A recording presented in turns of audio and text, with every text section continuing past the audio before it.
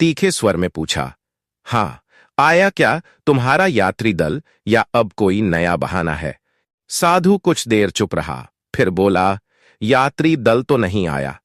लड़कियां अब पूरी तरह गुस्से में थीं। हमें पहले ही पता था कि कोई यात्री दल नहीं आने वाला। तुम हमें किसी और वजह से रोक रहे हो। अब हमें सब समझ आ चुका है। हम एक पल भी यहां नहीं रुकेंगी।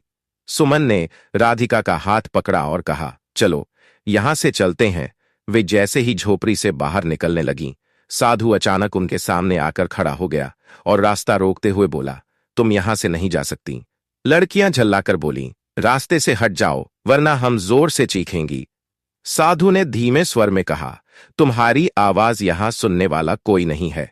सुमन ने गुस्से में कहा, तुम क्या चाहते हो? तुम क्या चाहते हो? हमें क्यों रोक रहे हो? तुम हमारे पिता की उम्र के हो। कोई तो लज्जा करो, कोई तो मर्यादा रखो। साधु ने गंभीरता से जवाब दिया, जैसा तुम्हें दिख रहा है वैसा नहीं है। तुम जिस व्यक्ति की तलाश में काशी जा रही हो, क्या पता वो यहीं कहीं हो? लड़कियों ने हैरानी और गुस्से में पूछा, तुम्हें यह कैसे मालूम कि हम काशी में किसी को ढूंढने जा रही हैं? साधु बोला, यह बात मैं अभी नहीं बता सकता, लेकिन अगर तुम आज की रात यहां रुको तो यह तुम्हारे हित में होगा। लड़कियां एक दूसरे को देखने लगीं। उनके चेहरे पर सवालों और डर का मिलाजुला असर था। साधु ने फिर कहा, मैंने कहा ना, बस एक रात और रुक जाओ। कल सुबह तुम्हारे सारे सवालों के जवाब मिलेंगे और शायद तुम्हें काशी जाने की जरूरत भी न पड़े। वे अब उलझन में थीं। मन में तूफान उठ रहा था, लेकिन साधु पर अब बिल्कुल भरोसा नहीं था। उन्होंने उसे जोर से धक्का दिया और झोपड़ी से बाहर निकल गईं। साधु उनके पीछे भागा और पुकारा, रुको, अगर तुम चली गईं तो सब कुछ बर्बाद हो जाएगा। काफी दूर चलने के बाद थककर लड़कियां एक रेत के टीले के पास बैठ गईं। उनकी सांसें तेज चल रही थीं। दिलों में डर और बेचैनी अब भी बाकी थी। अचानक साधु हांफता हुआ वहां आ पहुंचा। उसके कपड़ों पर रेत जमी थी, सांसें उखड़ी हुई थीं, लेकिन आवाज में वही रहस्यमय ठंडापन था। वह बोला, मैं आखिरी बार कह रहा हूं, आज रात मत जाओ। अगर इस रात मेरे साथ उस घर में रुको तो शायद तुम्हें काशी जाने की जरूरत न पड़े।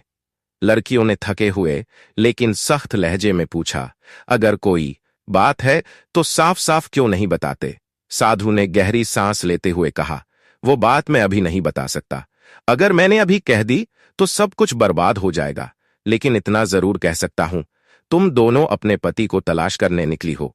लड़कियां यह सुनकर बिल्कुल सन्न रह गईं। उनकी सांसें एक पल को जैसे थम सी गईं, मानो किसी ने समय को रोक दिया हो। हाँ, हम अपने पति को ढूंढ रही है। वह बहुत समय से लापता है। हमने कई कस्बों, गांवों और गलियों में तलाश कर ली, यहां तक कि दूर दूर तक खबर भिजवाई, लेकिन कहीं पता नहीं चला। अब हम काशी जा रही हैं, लेकिन तुम्हें यह सब कैसे मालूम? सुमन ने एकदम चौंककर साधु से पूछा। साधु ने गहरी, गंभीर आवाज में कहा, मुझे सब मालूम है, मगर तुम्हें मेरे साथ एक रात गुजारनी होगी, तभी मैं तुम्हारे सारे सवालों का जवाब दे पाऊंगा। उसकी यह अजीबोगरीब शर्त सुनकर दोनों लड़कियां चुप हो गईं। उनके चेहरे पर हैरानी, डर और शक, तीनों भाव एक साथ उमड़ आए। उन्होंने एक दूसरे की तरफ देखा, जैसे आंखों से ही सवाल पूछ रही हों, क्या यह फिर कोई नई चाल है? अब यह रात में हमारे साथ क्या करने वाला है? साधु वहीं खड़ा रहा। उसके चेहरे पर ना तो हंसी थी, न गुस्सा, बल्कि एक अजीब सा ठहराव था, जो और भी भय पैदा कर रहा था। उसकी आंखें गहराई से उन दोनों को टटोल रही थीं। कुछ पल के मौन के बाद सुमन ने धीमी आवाज में कहा, ठीक है, चलो एक रात और रुकते हैं। राधिका ने अनिच्छा से सहमति जताई, हाँ, मगर यह आखिरी रात होगी। इसके बाद अगर कोई और शर्त रखी तो हम कुछ नहीं सुनेंगे। साधु के चेहरे पर तुरंत एक चमक दौड़ गई, जैसे वह भीतर लंबे समय से इस जवाब का इंतजार कर रहा हो। उसकी आंखों में हल्की सी चमक और होठों पर एक दबा दबा सा संतोष दिखाई दिया। ठीक है, उसने धीमे स्वर में कहा। वे तीनों वापस झोपड़ी की तरफ चल पड़े। लड़कियां आगे थीं और साधु पीछे। इस बार साधु की चाल धीमी और संभली हुई थी। अब उसमें कोई उतावलापन नहीं था, मगर उसकी आंखों में वही पुरानी लहरें, वही हलचल मौजूद थीं। वह मन ही मन सोच रहा था, आज की रात कितनी मुश्किल से आई है, इसे मैं यूं ही जाने नहीं दूंगा। रात ढल चुकी थी। दूर जंगल से झींगुरों की आवाज आ रही